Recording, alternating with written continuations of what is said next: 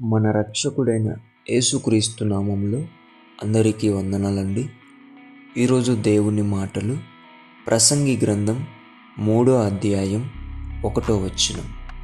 ప్రతిదానికి సమయము కలదు, ఆకాశము క్రింద ప్రతి ప్రయత్నమునకు సమయము కలదు. ప్రియ దేవుని బిడ్డలారా, అనేక ప్రయత్నాలు మనం చేస్తూ ఉంటాం. ఎప్పుడు నా జీవితం బాగుపడుతుంది అని, ఎప్పుడు నాకు జాబ్ వస్తుంది, ఎప్పుడు నాకు పెళ్ళి అవుతుంది, ఎప్పుడు నాకు గర్భఫలం అందుతుంది, ఎప్పుడు ఈ అప్పుల నుండి బయటపడతా, ఎప్పుడు ఈ అనారోగ్యం నుంచి నేను బయటపడతా.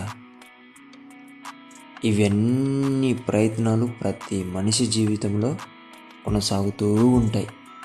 అయితే దేవుని బిడ్డ, దేవుడు అంటున్నాడు, ప్రతి దానికి సమయం ఉంది, ప్రతి ప్రయత్నమునకు సమయం ఉంది.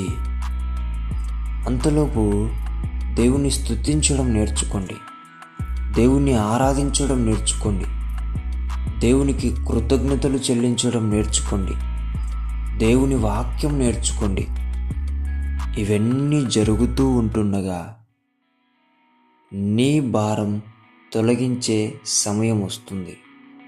ఆ రోజు నువ్వు అనుకున్న ప్రతిదీ కూడా దేవుడు నీకు తగిన సమయంలో ఇస్తాడు. దేవుని బిడ్డలారా, అర్థమవుతుందా? దేవుని మాటను నమ్మండి.